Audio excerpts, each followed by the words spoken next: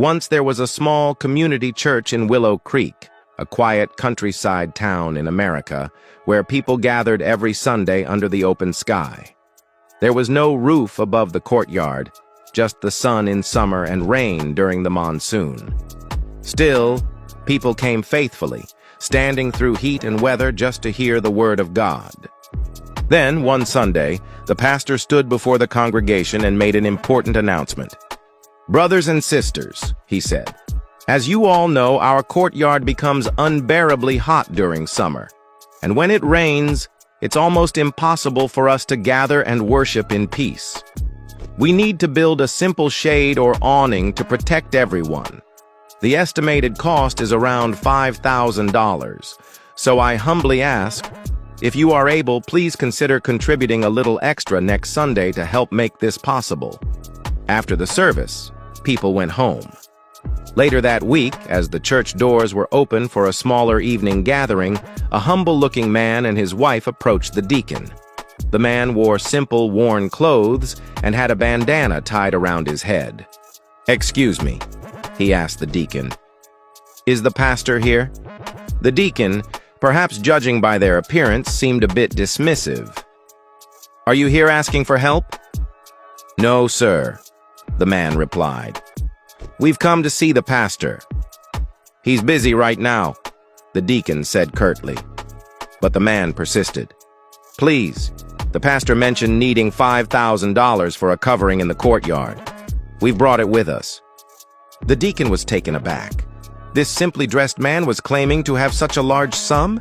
He quickly went to fetch the pastor. The pastor came to the door and greeted the couple warmly. He too was surprised by their appearance. "Sir," he asked gently, "where did you manage to get this money?" The man replied, "From our home, pastor. You see our clothes, and we may not look wealthy, but we work hard. We collect recyclable materials, cans, bottles, things like that.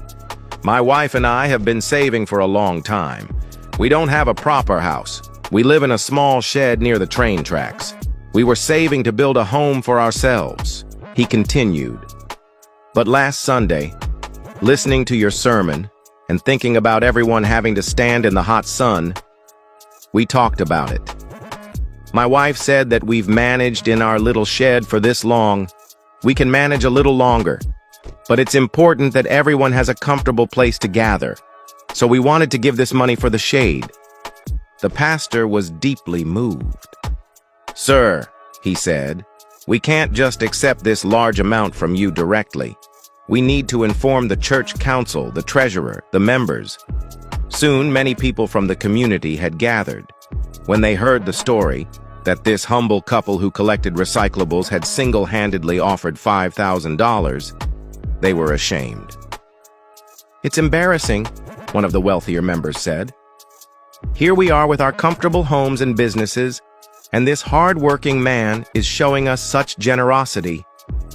The pastor turned to the couple. "Please," he said, "keep your money. You deserve to build your home." But the man was firm. "No, pastor, we've made up our minds.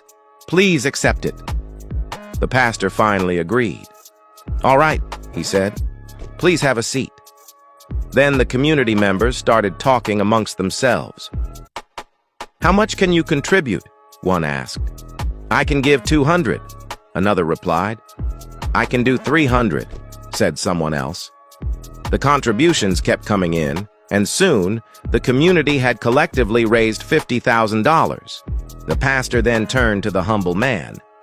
"You brought $5,000 for the shade," he said. He took the money. "And the community has also raised some amount of dollars." He then handed the newly collected $50,000 back to the man. "We have accepted your generous contribution for the shade, and now please accept this money from the community so you can build your home." Moral of the story: when you give with a pure heart, expecting nothing in return, God gives back more than you ever imagined. True richness isn't found in how much you keep, but in how much you care. A selfish mind will always feel poor, no matter how much it has, because it's focused only on itself. But when you think beyond yourself, when you care about others, uplift your community, help the poor, and serve a greater purpose, you are never truly poor. Because God doesn't bless the hand that clutches. He blesses the hand that gives. If you believe that true wealth comes from giving and caring for others, then comment, "God bless the givers," and share this story with your friends.